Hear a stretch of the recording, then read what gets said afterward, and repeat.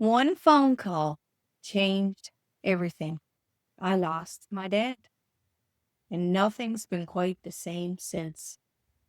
But in the middle of all that pain, I found a few things that actually helped me start to heal.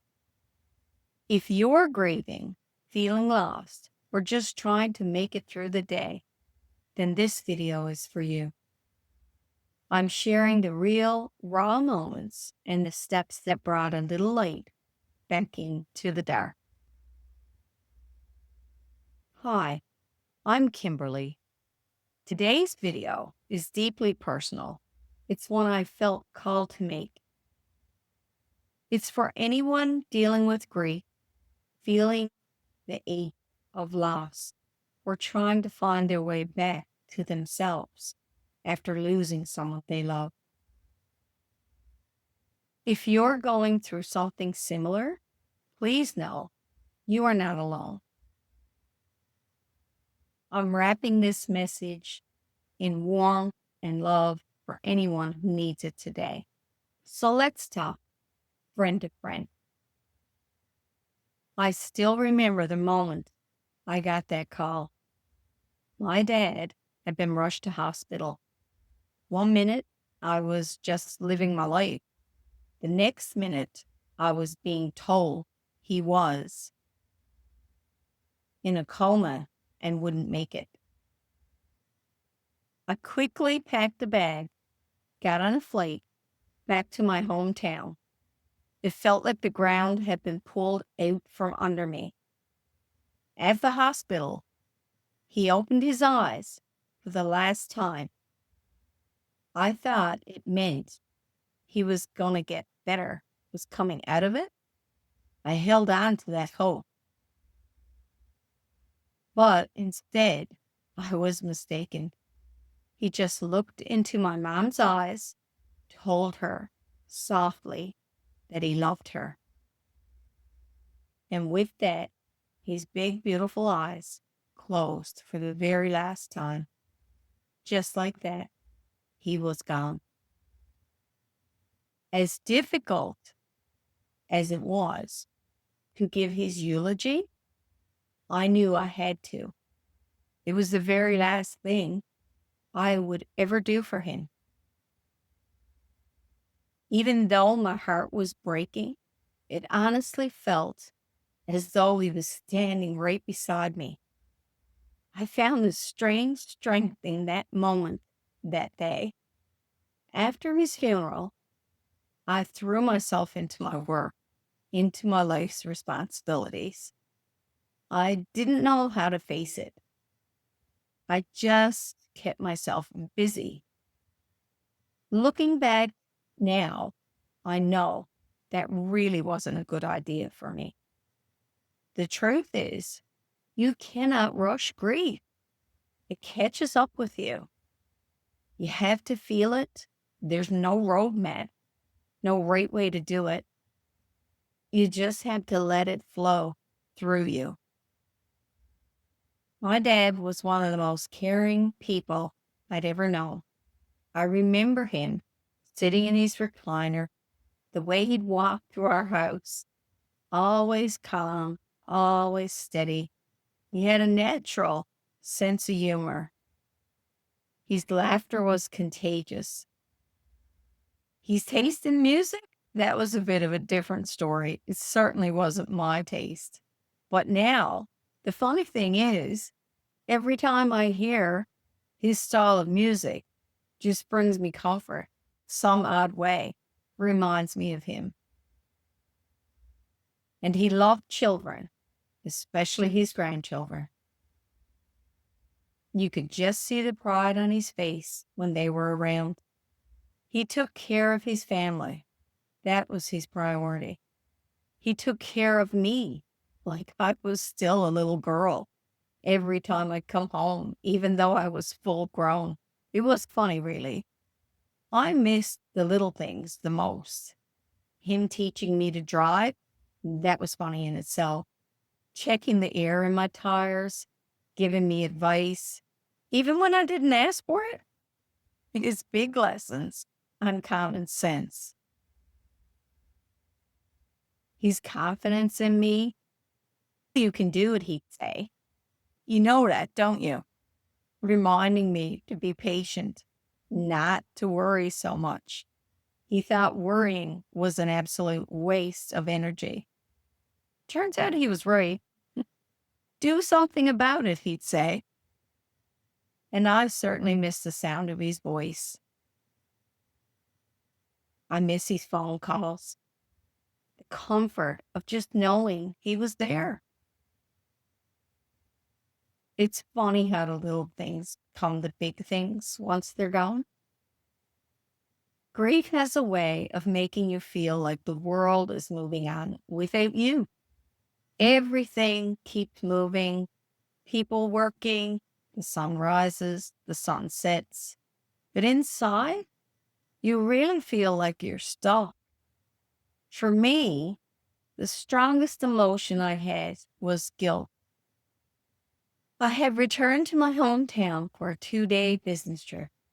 My father asked if there was any way I could move up next month's vacation. He missed his grandchildren so much.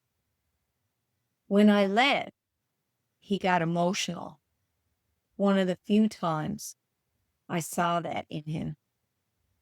I hugged him. I said, I love you, Dad. Kissed him goodbye, hoping to see him in a month. But that never happened. That call came following week. I wished I had changed my plans. And sometimes that guilt still lingers to this day. There were moments I felt empty, like a huge piece of me was just missing. But remembering the good times with him reminded me how lucky I was to have a dad like him. If you're grieving, I want to encourage you. Reflect on the love, the laughter, the little moments, the good moments. It won't erase your pain, but it can bring warmth in the middle of your heartache. Before I go any further, if you are enjoying the content in this video, I would really appreciate it if you would click like and subscribe. I'm sharing a piece of me in hopes of helping to heal a piece of you. I want to share a few things that helped me, and maybe they'll help you too. If you're coping with loss right now, let yourself feel it. Don't suppress it. It's okay to cry. It's okay to feel angry or even confused. Grief doesn't follow a schedule. Please talk to someone, a therapist, a friend, even join a group for grief. Talking does help. Telling stories about my dad was really healing for me. Write your feelings down. Journaling was such a powerful thing for me. Just getting my feelings down on paper really helped. Find comfort in your own way. Photos, music they like, keepsakes, whatever soothes your pain. Give yourself grace. Some days will be okay, others not so much. Healing isn't forgetting. It's learning to live with them, with the love they left behind. After losing my dad, coping with emotions was hard. Maybe you're feeling that too. Here are a few things that I found helped me. Small routines, making sure I got myself up, out of bed, showering, making my way to the coffee pot. All those things that I did every day to start my day to keep me grounded. Spend some time, if you can, outside. Nature can have a calming effect. Take walks, get some sunshine if you can, and fresh air. All these things can be very soothing. Be mindful of your breathing. 5 minutes of quiet breathing can slow down that whirlwind of emotions happening inside of you. Don't forget, ask for help. Above everything, ask for help. Therapy, community. You don't have to carry it all alone. Surround yourself with the people you love. Let people show up for you, even if it's just to sit quietly beside you. One day, I realized something so important. Moving forward doesn't mean leaving him behind. It means carrying him with me for the rest of my days. And the lessons he taught me, the memories we made together, the love he gave, the laughter we shared. There are times I catch myself doing and saying things, and I sound just like him. I'm sure he would laugh out loud. Grief never really ends. Their love remains. You just learn how to carry them with you. So if you're grieving, please remember you're allowed to feel, to cry, to laugh, to live, to forgive yourself. It all belongs in the journey of healing. And remember, they would want you to carry on and live your life fully as you should.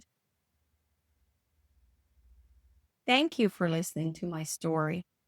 If this video helped you, please leave a comment. Share a memory of your loved one. Just say hello. I truly believe in the power of community. We heal better together. And if someone you know is struggling with grief right now, please share this with them. Sometimes just knowing someone cares makes all the difference. I invite you to watch my next video. Love yourself and know to let them go, where I talk about living through a toxic relationship, what helped me survive, and how I found hope again, and you can too. Click here to join me on that journey. Thanks again for watching. You are not alone, and remember, go find your joy.